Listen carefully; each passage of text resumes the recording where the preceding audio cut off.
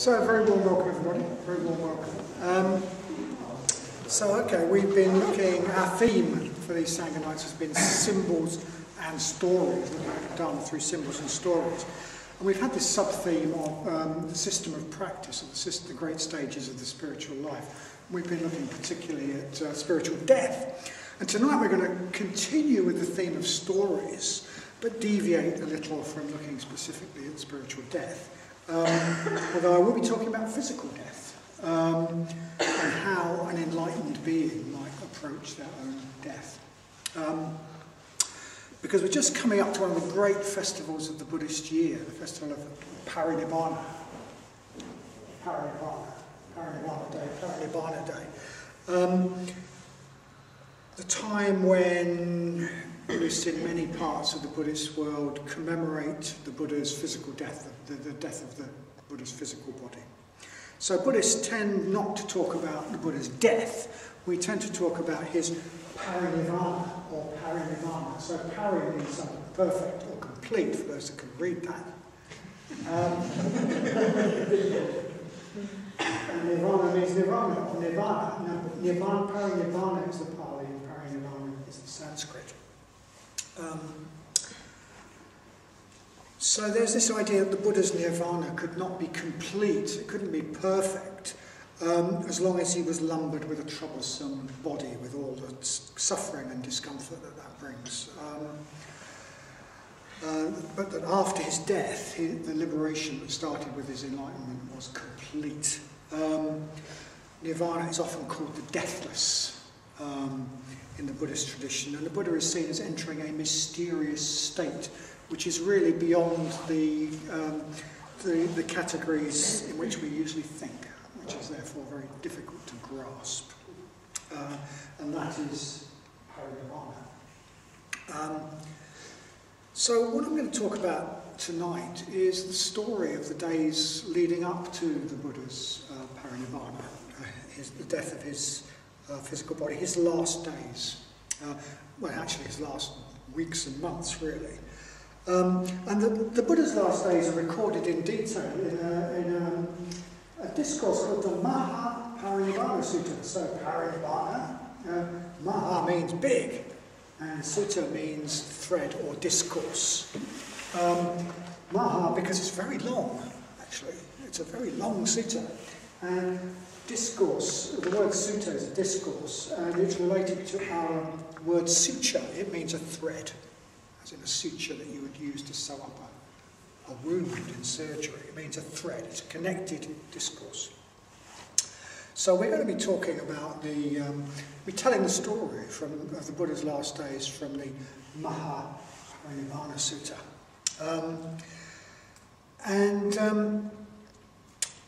I think that's a really fascinating and important text, because I think it's one of the texts that gives us the most vivid and immediate and close to home picture of what the Buddha was actually like. Because in the Paranibbana Sutta we see the Buddha as an aged man, suffering pain, illness, and facing imminent death. So we see him facing difficulty and reality. In some suttas and sutras, Mahayana sutras, the Buddha can seem almost invulnerable. He dwells in these supremely positive mental states, completely unfazed by events around him. And we can get the idea that he's a completely different sort of being from us. Not really human, that he never really experiences suffering the way we do. But in the Paranibbana Sutta, we see the Buddha suffering. We see the supremely skillful way that he responds to suffering. We see that he is human. He is human, like us, but he is also more than human, or more than we humans usually allow ourselves to be. So I think the Paranibbana Sutta is a very, very valuable document for helping us to connect with the Buddha, and for helping us to connect with the seed of Buddhahood that's within us as human beings who share our humanity with the Buddha. So I'm going to be talking about the Buddha's Paranibbana, about the days leading up to his physical death. And we're going to be celebrating that this Sunday. So we're going to be celebrating this great festival of Paranibbana this Sunday. Paranibbana Day gives us an opportunity to connect with the Buddha's last days, to call to mind the transience and impermanence of life and everything, existence. It's also traditionally a festival in which we call to mind and commemorate those people who have died in the last year who are close to us. One of the things we're going to invite you to do for Paranibbana Day this Sunday, got it, is to send in the names of anyone who you feel close to, who you feel warm towards, who has died this year. And they will be read out in a ritual context during the puja, which forms the heart of the afternoon. And also bring pictures, if you like, put pictures on the shrine or any mementos on the shrine that call that person to mind. And you can give them to Suryamati today. You can give names to Suryamati today if you want to, or send them to us by email. So the heart of Paranibbana Day, the heart of the Paranibbana Day festival on Sunday, will be a celebratory puja, which starts at 3:30. Have you got your diaries with you? It starts at 3:30 on Sunday afternoon. The whole day starts a bit earlier than that, doesn't it? It's 2 o'clock, I think. Starts at 2 o'clock. The posters on the notice board. So there's a notice on the notice board, which is a rather gothic notice with graves and things like that, with crosses. I don't know who did that. So it's a rather odd notice down in the tea room, but it does have the virtue of having the times of things on it. Okay, so you could look at that. And so if you want to commemorate someone who's died since last February, email their name to the centre, give it to Suryamati, bring something along to commemorate them, and come to take part in that puja. But come to take part in the puja anyway, because it really is, I think it's one of the most moving things we do, actually, at the Buddhist Centre, is the Paranibbana Day Festival. So do come. Very moving and inspiring festival. But tonight I'm going to be telling the story of the Paranibbana Sutta. As I say, to me, one of the most moving and inspiring suttas in the Pali Canon, which gives us the clearest picture of some of the Buddha's qualities. How he is both human and more than human, how it's as though the human being and the more than human overlap and occupy the same space.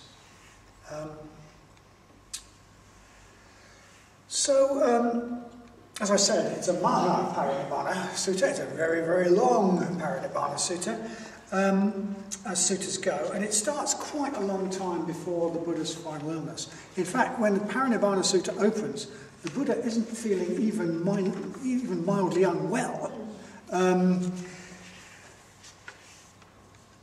So the bit I'm going to concentrate on is the bit from the time when the Buddha starts to face ill health and knows he's going to die soon.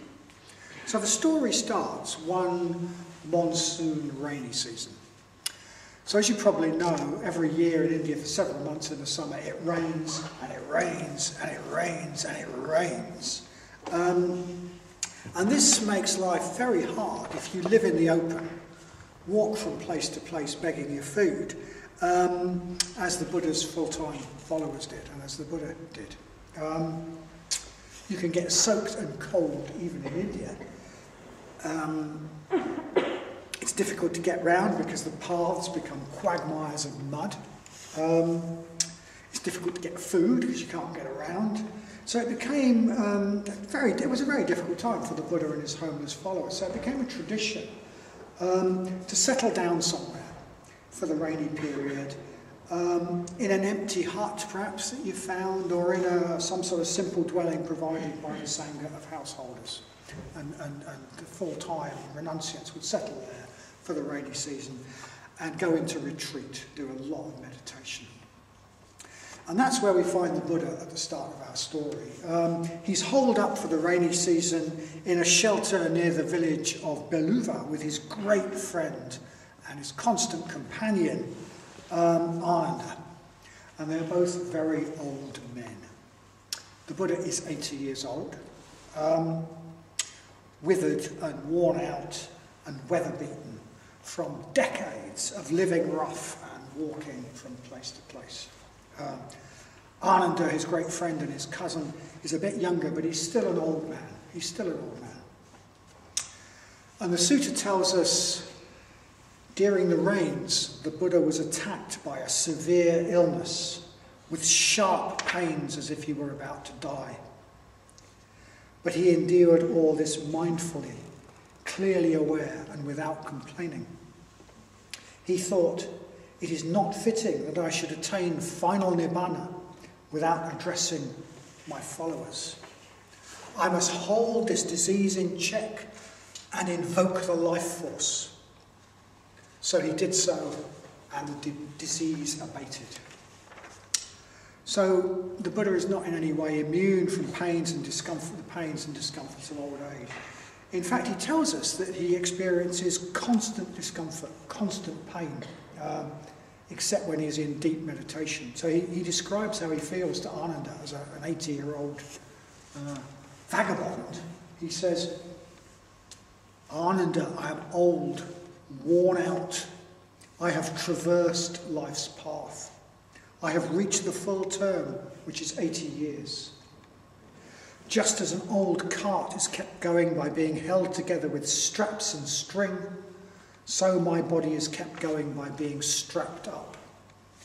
It is only when I withdraw my attention from outward things and enter into the meditation of the signless samadhi that this body knows comfort."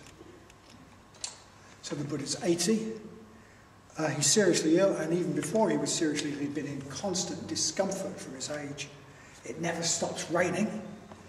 And his first thought is not about himself, it's about the future of the Sangha. His first thought is about the future of the Sangha. He doesn't grumble, as most of us would. He doesn't think, well, I'm old and ill, I need to focus on myself. I need to practice self-metta. He doesn't do that. His focus is entirely out there. His first thought is not take it easy, ease this suffering body. His first thought is for the future of the Dharma and the future of the Sangha. It's about something bigger than himself, focusing on the bigger picture. The future of the Dharma and the future of the Sangha, the evolution, even if you like, of consciousness on this planet. That's what he's thinking about. It's not about himself. So he won't allow himself to die. He invokes the life force. He won't allow himself to die. But not because he's afraid, but because he still has work to do. He needs to give one last teaching to his followers, that's what he thinks. He needs to make sure they know what they must do when he's no longer there to guide them. He needs to make sure they know what's the real Dharma and what isn't. So he uses his mental powers to override his physical state for the sake of others, for the sake of the future, for the sake of something much bigger than himself. So 80, ill, in pain, only holding off death by an effort of will. What does he do?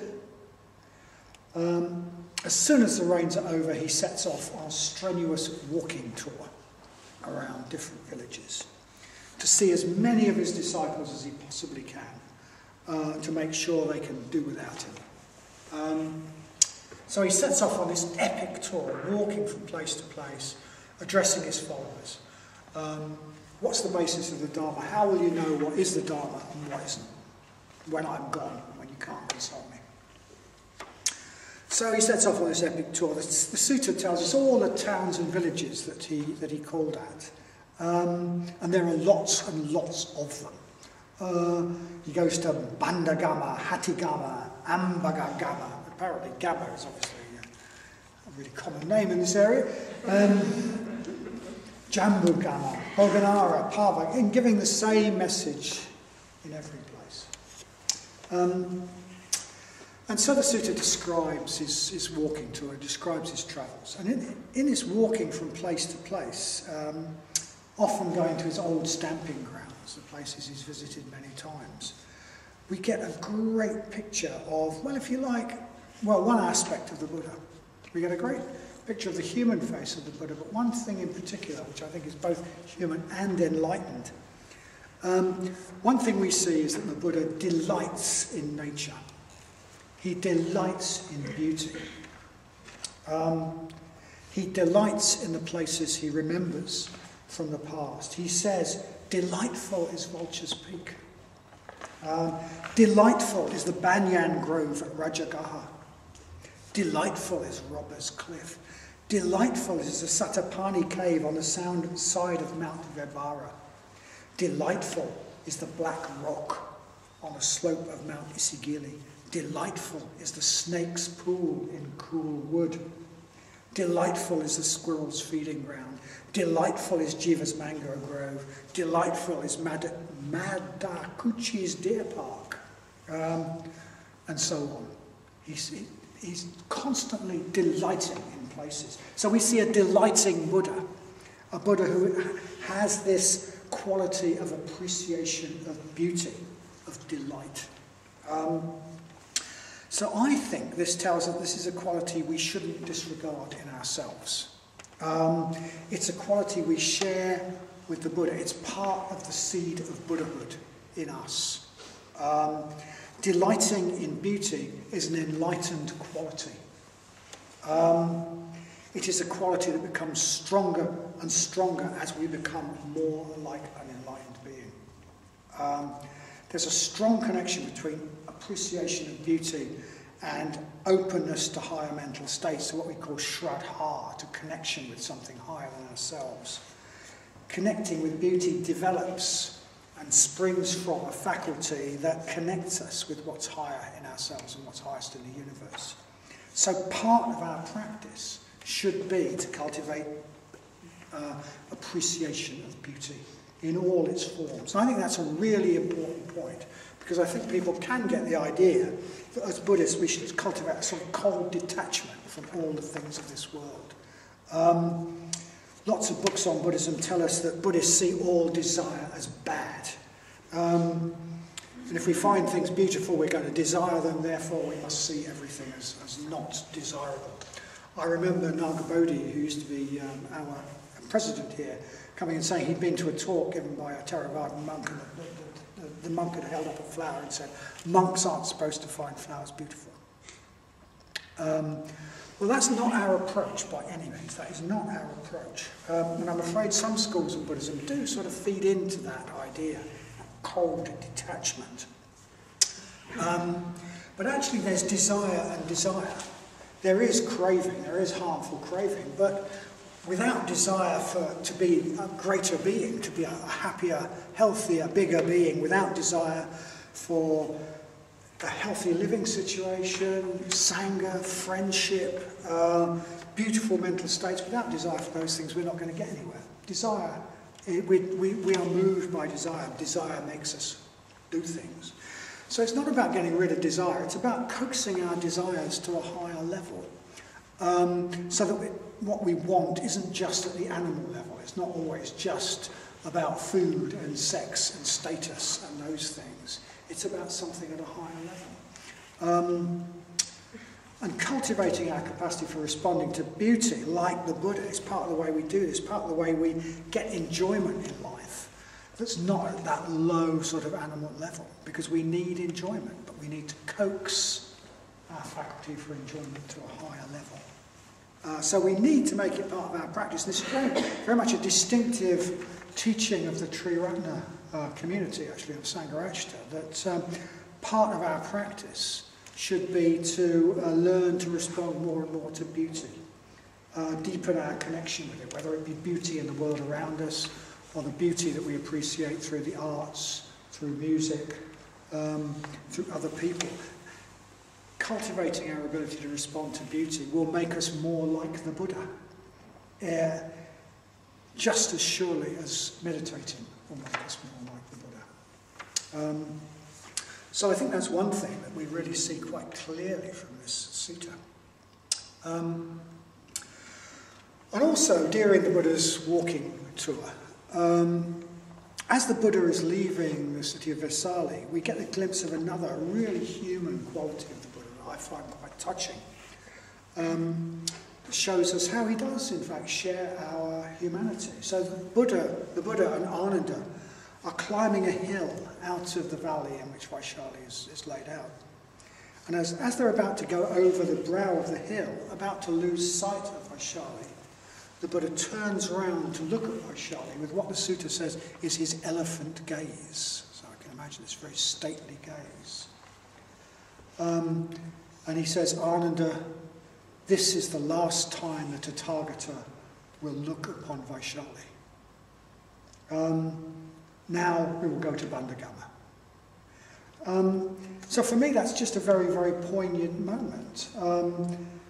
It seems to me to show that even a Buddha experiences the poignancy of impermanence. The poignancy, I'm not going to see this town again, I'm not going to see this beautiful place again. There's almost a tinge of regret about it. Looking back on that town that has so many memories for him, set in its beautiful valley, he says, Ananda, this is the last time that I will look upon Vaishali. But the Buddha, so the Buddha experiences that, but he's not sort of sunk in his own feelings. That isn't what's important to him. What's important to him is other people and the future. So he sets off on his arduous teaching tour, visiting his followers in all those different places, ending in Gama and all sorts of other places as well.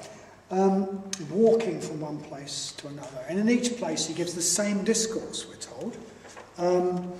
Discourse on the basics of the Dharma. This is what the Dharma is. Ethics, meditation, the basic practices, and wisdom. A few simple pointers to wisdom that he stressed over and over again. The transient, fleeting nature of all phenomena. The fact that nothing and nobody exists as an independent, fixed entity. Everything exists in interrelation with everything else. The fact that outer pleasures and possessions cannot give ultimate happiness. That is something we can only get by spiritual growth. Those things over and over again. The basics, over and over again. And he makes the point that there's no higher teaching. It's not like he's saved something for last. There is no higher teaching. No secret teaching. This is the teaching. Do it wholeheartedly, and that is enough. That is quite enough. So that's what he does over and over again. But if we imagine, I'm just trying to imagine myself what a walking tour like that would be like for someone of his age and in his condition. Tramping miles and miles and miles between towns and villages, giving talk after talk to assemblies of disciples. I think we see that this is a remarkable achievement, actually. It's a really remarkable achievement, a remarkable, heroic example of somebody putting up with suffering for the sake of a higher purpose.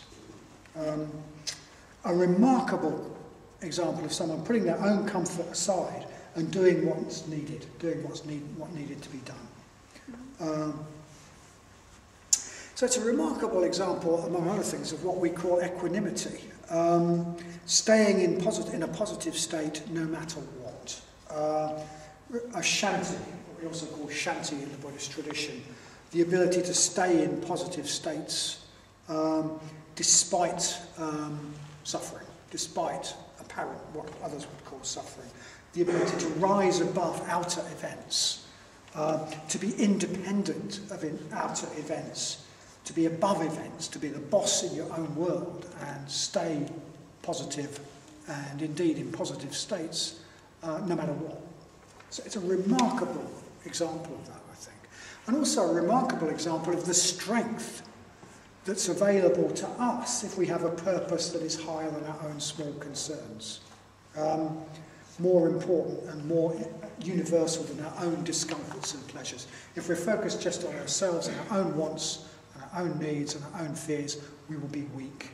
But in the Buddha we see somebody who's very, very strong because they're about something bigger than that. So the Buddha undertakes this incredible sort of epic walking tour. And then towards the end of his tour, he reaches a place called Pava. And he's got some followers with him, and they take a rest in a mango grove belonging to a certain chunda, a smith, a metal worker. And that evening, Chunda comes to visit them, and the Buddha talks to him about the Dharma. And we are told that he instructed, inspired, fired, and delighted Chunda with a talk on the Dharma. So Chunda is inspired and fired up and delighted, and he offers the Buddha and his followers a meal. Well, actually, he offers them a feast. He says, offer you a feast. So he doesn't nip down to Tesco's and get some pita bread and some hummus. He stays up all night supervising the preparation of this feast. The Buddha and his followers only eat in the morning before noon, and Chunda has been with the Buddha till late, so he stays up all night and supervises the preparation of this great feast that will be served to the Buddha and his followers in the morning. So the sutta tells us, as the night was ending, Chunda had a fine meal of food hard and soft prepared with an abundance of pig's delight. Much speculation about what pig's delight was. Some say it might have been truffles, because pigs delight in truffles, and you use pigs to root up truffles, or perhaps some other kind of wild fungi. But whatever pig's delight is, it was given first to the Buddha. It was a sort of real delicacy. It was given first to the Buddha. But there was obviously something very wrong with it. Maybe it was just off. India's a very hot country. No fridges. Or maybe it contained some poisonous mushrooms. We don't know. But when the Buddha had eaten the pig's delight, he knows straight away that all is not as it should be, because he tells Chunda, bury this dish with a pig's delight and don't let anyone else eat it. Don't give it to anyone else. And then after the meal, we're told the Buddha got very ill. Got very ill.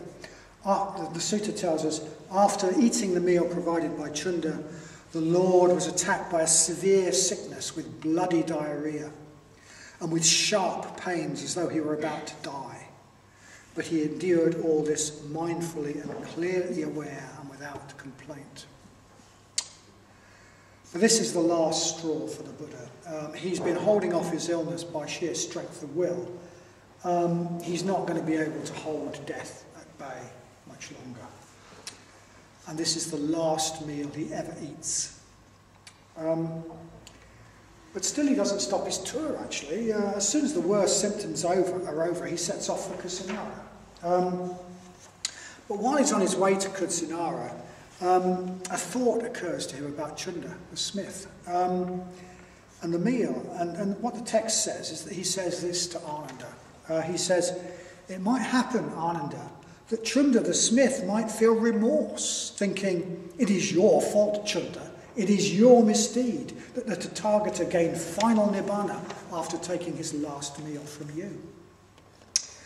But Chunda's remorse should be expelled. You should tell him, this is your merit, Chunda. This is your good deed that the Buddha gained final nibbana after taking his last meal from you. For Chunda, 2 almsgivings are of very great merit. One is giving the meal after which the Tathagata gains enlightenment. The other is giving the meal after which he attains complete nibbana at his final passing. Tell Chunda that his deed is conducive to long life, to good looks, to happiness, to fame, to heaven, and to lordship. And in this way, Ananda, Chunda's remorse should be expelled. So the Buddha asks Ananda to go back and comfort Chunda. And I think what we see here is an example, a really strong example of the Buddha's empathy and kindness. Even when he's in pain, even when he's dying, he thinks more about others than he does about himself. He doesn't blame Chunda. He doesn't get angry with Chunda. He doesn't sue Chunda in the courts. His main concern is not with his own pain. His main concern is with Chunda, and that Chunda shouldn't feel bad about what he's done, about what happened. And I think this is an example of the fact that the Buddha constantly puts himself in other people's shoes. His sense of identification is much wider than most of us have. His sense of identification is much wider. It's almost as though he identifies himself with others. He doesn't see a distinction. He sees other pain as just as important, if anyway more important than his own pain. In down-to-earth terms, he's just tremendously kind and considerate.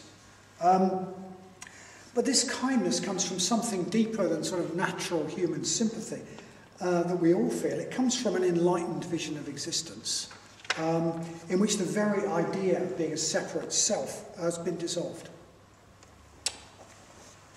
So, I think that's just a cracking example of the Buddha's kindness. There's others in the sutta. But having left Chunda's mango grove, the Buddha is now on his last journey to Kusinara. And while he's on his way, two incidents happen that point to the fact that the Buddha, is human, but he's also more than human. So far we've seen quite a lot of the Buddha's humanity. We've seen his suffering in his old body, his human physical frailty, his human illnesses, his human sense of poignancy and loss at leaving Vaishali.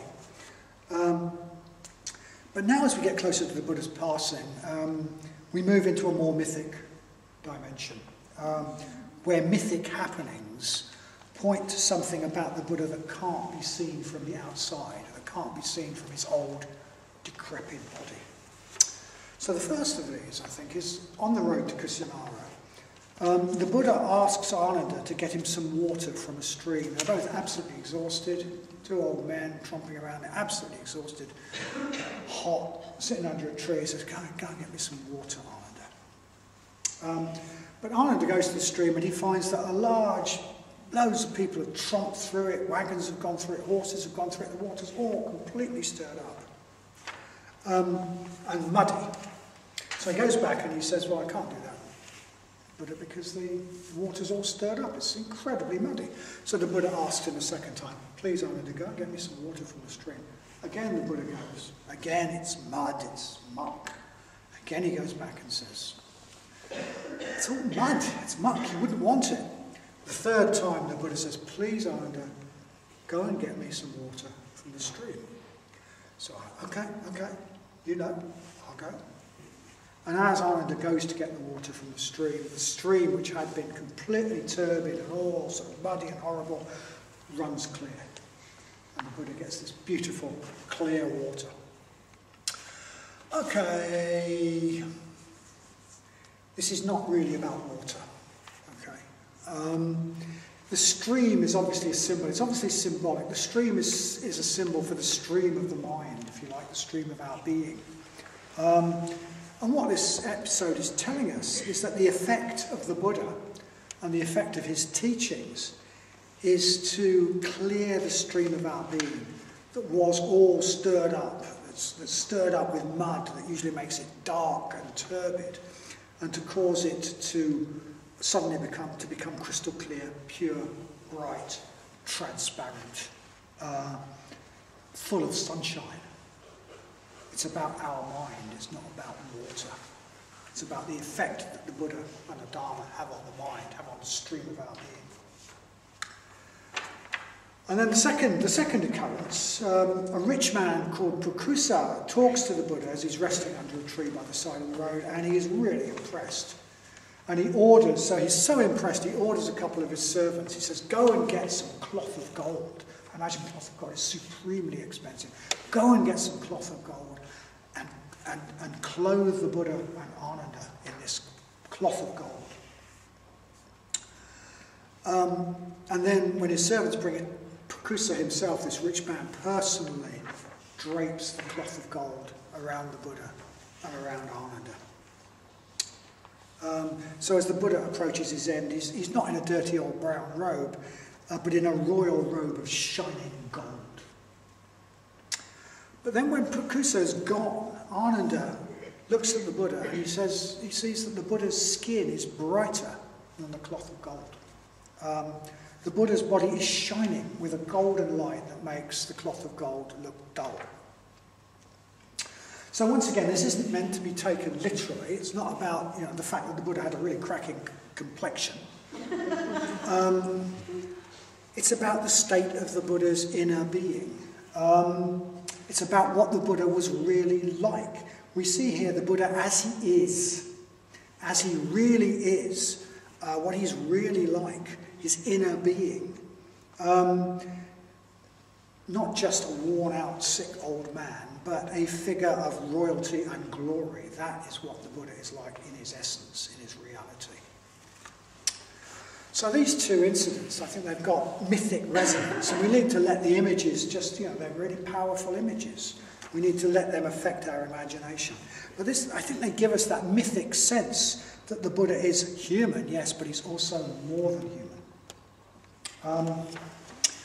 Okay, but now we're getting near the end of our story. The Buddha's eaten his last meal, and he arrives at a grove of sal trees, beautiful sal trees. They're very beautiful, handsome trees, in the country of the Malas, on the outskirts of the town of Kusinara.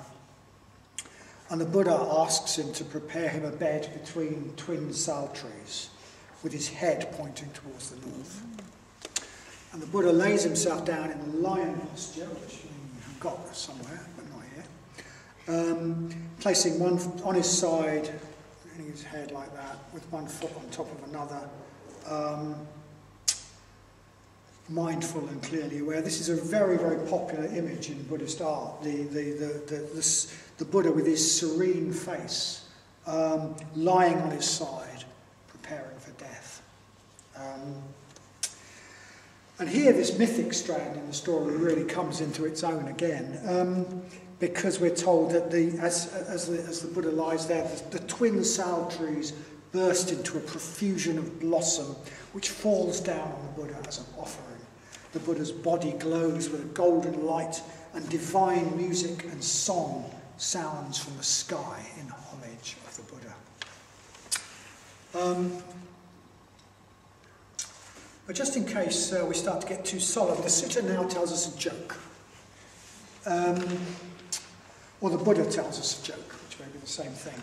So a very large, burly monk by the name of Upavana takes it upon himself to stand by the Buddha, by the Buddha's bed, and fan him with a big, presumably with a great big leaf. So he's fanning him with a great big leaf. And the Buddha asks him to move aside. And this seems very strange to Ananda. He thinks, well, this guy's really paying attention to the Buddha, he's really helping the Buddha, and he's done so a lot in the past. Why isn't the Buddha appreciating his devotion, his consideration? Why is he saying, out of the way? Out of the way, Upavana. So Ananda challenges the Buddha about this. He says, why did you ask, why did you tell Upavana to move aside? And the Buddha says, Ananda, all the devas, all the divine beings from 10 world systems have gathered to see the Tathagata. For a distance of 12 leagues around this sal grove, there is not a space you could touch with the point of a hair that is not filled with beautiful devas. And they are grumbling. We have come a long way to see the Buddha. It is rare for a fully enlightened being to arise in the world, and tonight, in the last watch of the night, the Buddha will attain his final nibbana. And here is this huge, great disciple standing right in front of the Buddha, stopping us from getting a last glimpse of him. This is a joke.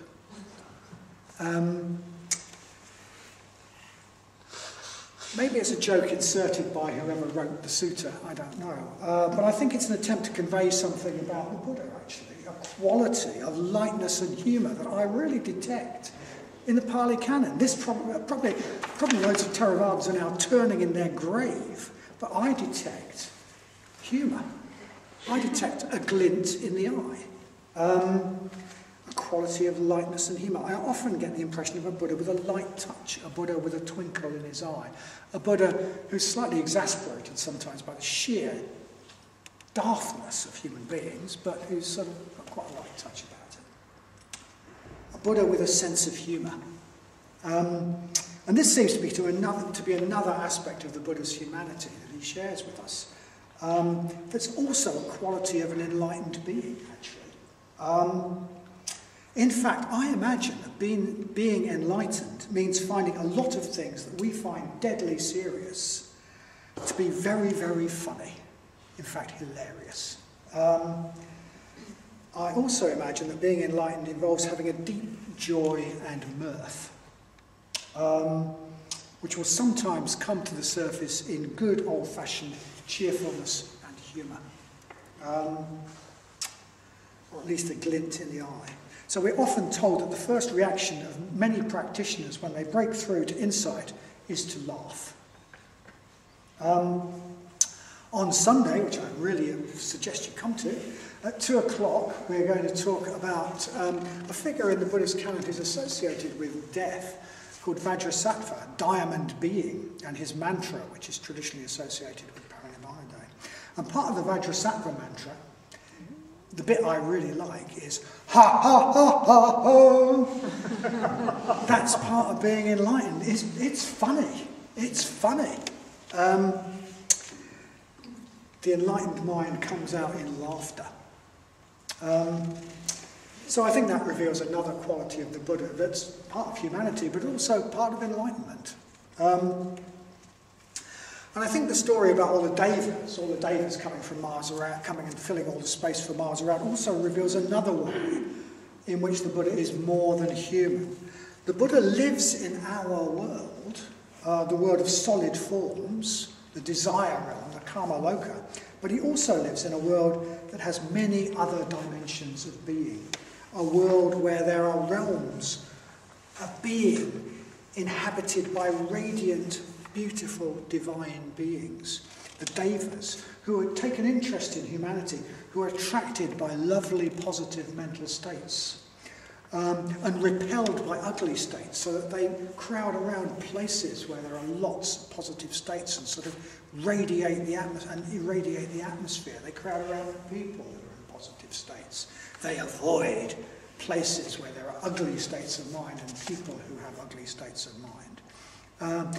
They bring a sense of blessedness and happiness to those they choose to be near.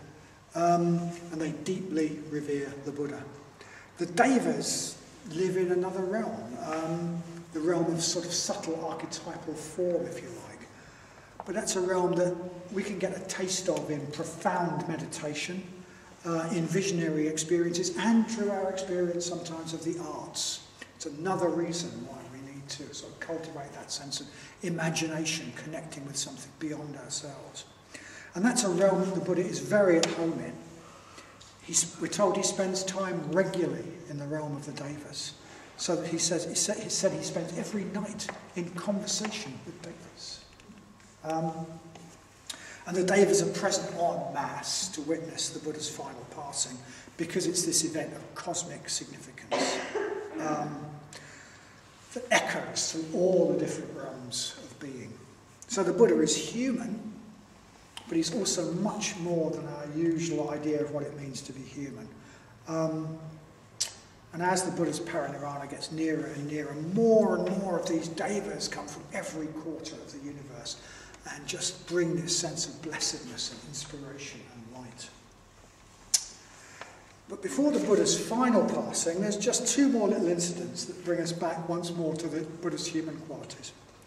And the first concerns Ananda. So Ananda is distraught. He stands leaning against the doorpost of his lodging, weeping and wailing. And he's weeping and wailing about 2 things. Firstly, he doesn't know how he himself will do when the Buddha dies. He doesn't trust himself as a practitioner. He thinks, I'm going to be lost when the Buddha's dead. And his second is more plain human. He is just struck with grief because his great friend is dying. And he says, he is passing away, he who was so kind. That's the quality he focuses on, the Buddha's kindness. He is passing away, he who was so kind. Ananda loves the Buddha for his kindness and his compassion. And he's just simply grief-stricken that this person he loves will soon be gone. So the Buddha hears that Ananda is grieving and crying, and he sends for him.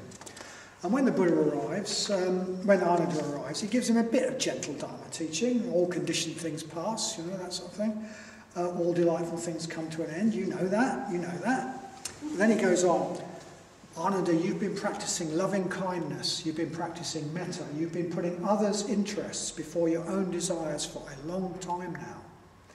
Beneficially, blessedly, wholeheartedly and unstintingly.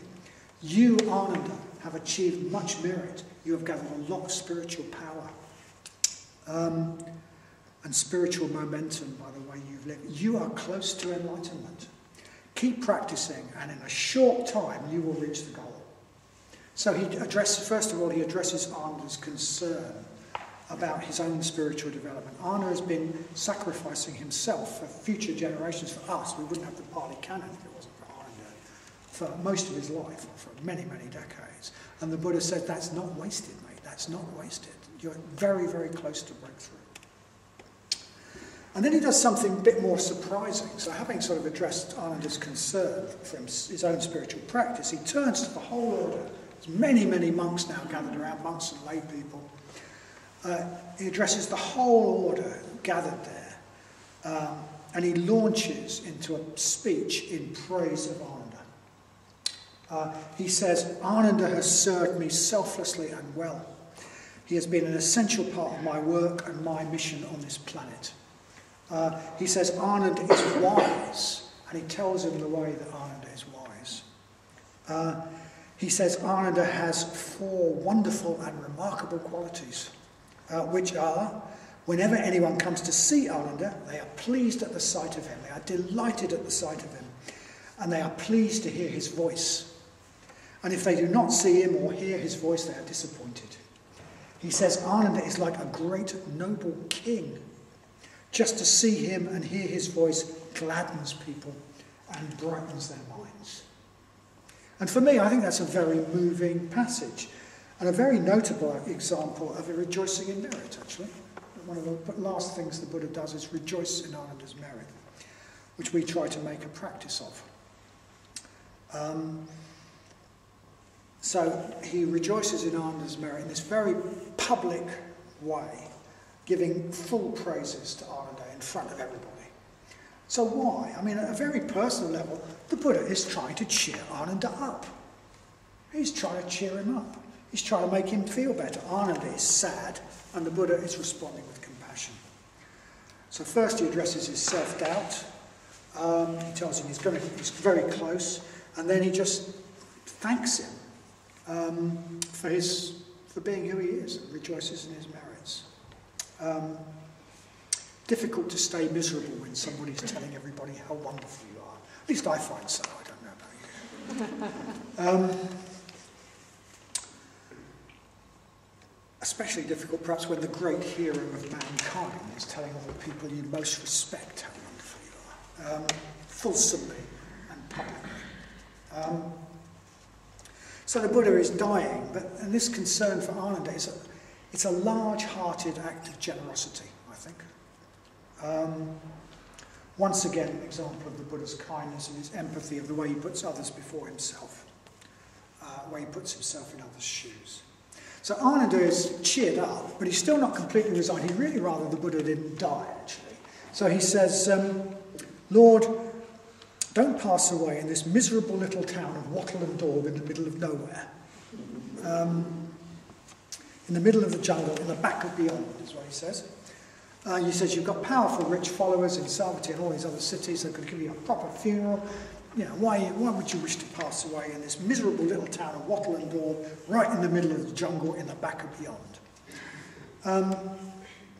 And the Buddha says, don't call this a miserable little town of Wattle and Daub, right in the middle of the jungle, in the back of beyond. Go and get the residents of this town to come and see me.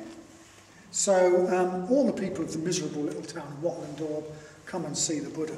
And that's how the Buddha spends his last hours, greeting the inhabitants of this miserable little town in the back of beyond. Almost his final act of generosity. His actual final act of generosity is somebody comes to see him, somebody called Subhadra, and Ananda says, go away, the Buddha's dying, and he says, I'll see Subhadra. Talks to Subhadra. Always about other people. But, and he ordains Subhadra, that's his last act. Subhadra becomes his last disciple. So at the end of this, at the end of a long night, the Buddha finally gives his monks his last words of advice. He says, all conditioned things are transient, with ethical vigilance strive on. And he enters a series of deeper and deeper meditations, finally enters final nirvana, an event that tradition tells us is accompanied by a great earthquake. So the Buddha dies, passes into Paranibbana. What on earth does that mean? What happens when a Buddha dies? How do we relate to a Buddha who's dead? You know, is it just this guy who's been dead for 2,500 years? What could we possibly have to do with him? Or is he a god? No, he's not a god. You know, so what's the point of bowing to statues of the Buddha? Well, how do we relate to the Buddha? If he can never affect us in any way because he's dead. So the Buddha himself during his life was asked what happens when a Buddha dies by a fellow called Vacchagotta, and what he told Vacchagotta was, well, it wouldn't be right to say that a Buddha continues to exist after death, and it wouldn't be right to say that a Buddha ceases to exist after death, and it wouldn't be right to say that a Buddha both continues to exist and ceases to exist after death, and it wouldn't be right to say that a Buddha neither continues to exist nor ceases to exist after death. At which point Vacchagotta says, I'm off. Well, what he's effectively saying is this must remain a mystery to you. Because it's beyond the categories in which your mind works. It's beyond the categories in which our mind, limited as it is by the four sort of dimensions of space and time, we can't think that way. From an enlightened point of view, the very question doesn't make sense. It's beyond the categories in which we're used to thinking. So that's a mystery. That's all you can say. There is a mystery about how we continue to relate to a Buddha who neither exists nor does not exist, but perhaps exists in some archetypal form. Maybe we have to. The only way we can relate to it is through the imagination.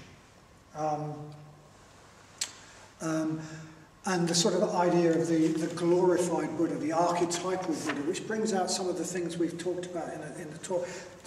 The archetypal Buddha glows with a golden light. The stream of his being runs crystal clear, and it helps our being to run crystal clear. He's surrounded by a nimbus of light from all the devas that are attracted to him, etc., etc., etc. We have to relate to it with our imagination. But we can sort of connect with the Buddha, the archetypal Buddha, in our imagination through pujas and so on. Okay, that's the story. That's the story. Just a few things that I think we can sort of bring out from it for ourselves.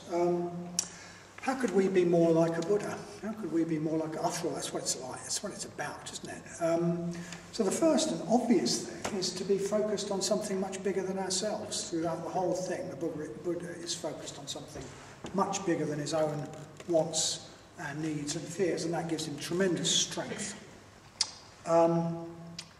He's concerned for posterity, he's concerned for the future of the Buddha, of the Dharma and the Sangha.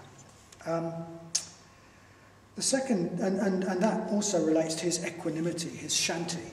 We can practice seeking to, what happens when something we don't like happens?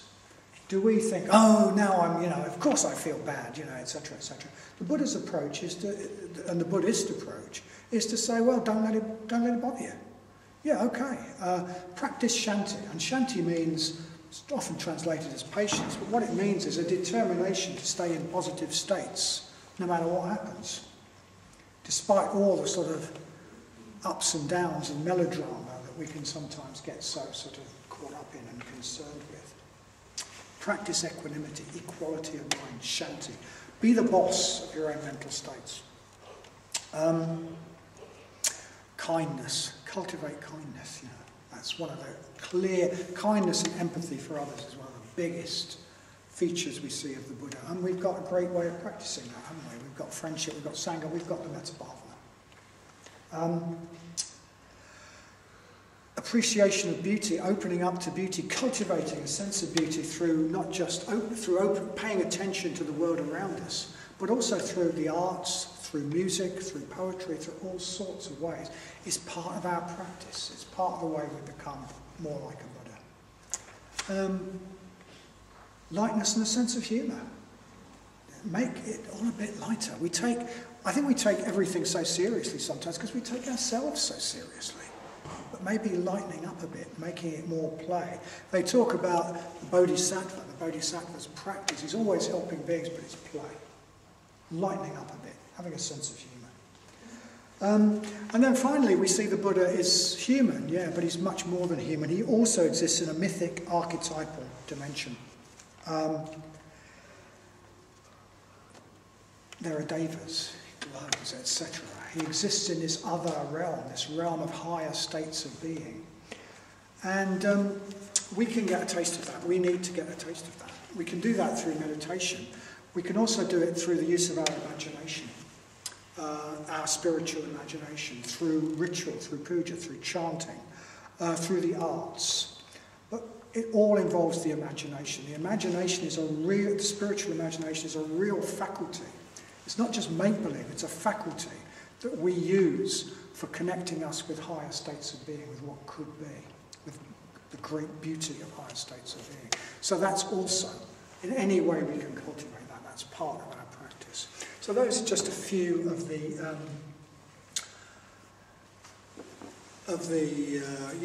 things I would draw out from the Paranibbana Sutta about the Buddha's qualities and how we could begin to emulate them.